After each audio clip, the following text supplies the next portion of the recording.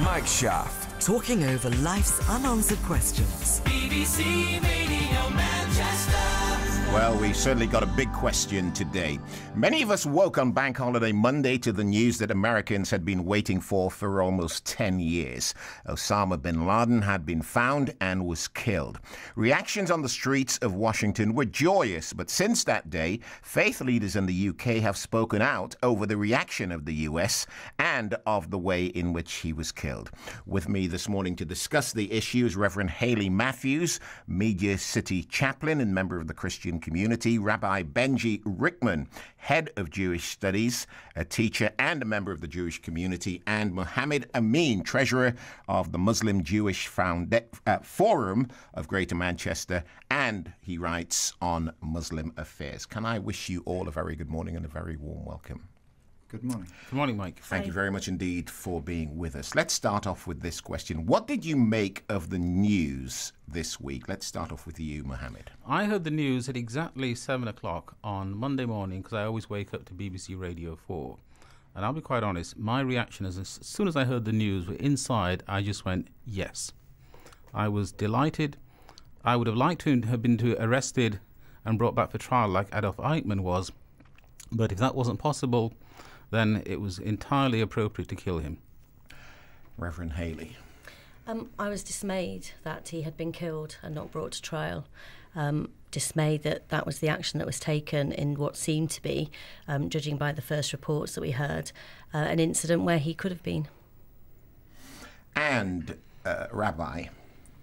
I was relieved that no Americans were injured or killed in the operation, relieved that an evil person was taken out of the world, but it wasn't an emotional sense of joy, but more of a sense of justice had been served. If you looked at the reaction on the streets in America, there was joy.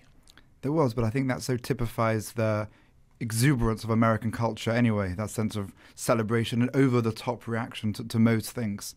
I was actually in Manhattan the day of 9/11, and I wandered the streets in the afternoon, and there was a sense of disbelief. People weren't walking normally, they were walking in a daze, and so those who were there, I think, had a right to celebrate, but I think perhaps the rest of the world should be cautious at that over-the-top celebration. What did you make of the reaction of the people on the streets in America? One thing to remember is that this was pub closing time in the United States.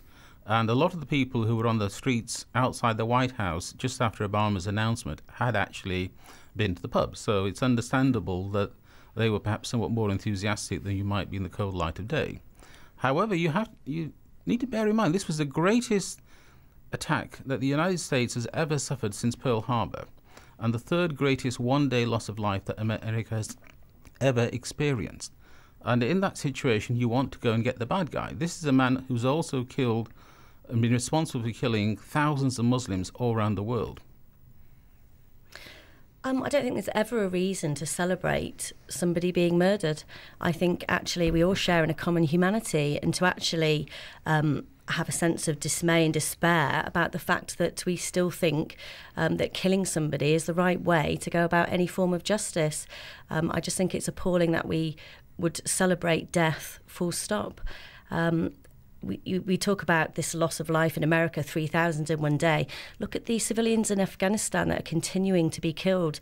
You know, what was it? 7 to 13-year-olds, 9 of them on March the 1st this year that were killed by American troops. Have any of us heard about those children? We need to think about loss of life on both sides. We have a ritual on Passover, and obviously we celebrate the freedom from slavery in the ancient Israelites.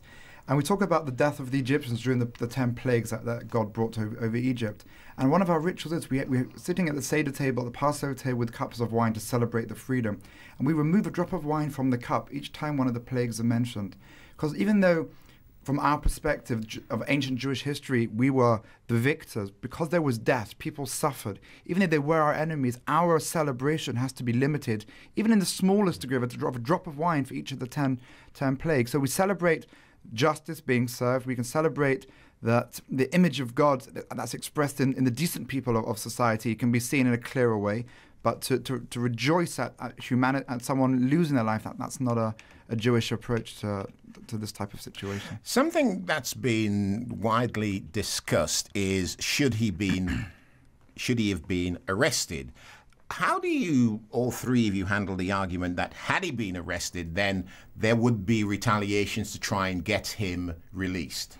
I wanted him arrested. I'm sure the American government wanted him arrested. We don't have second-by-second details of exactly what was going on, and the Navy SEALs had to take split-second decisions. I feel confident that if Bin Laden is standing there with his hands up saying, OK, take me in, he would not have been shot.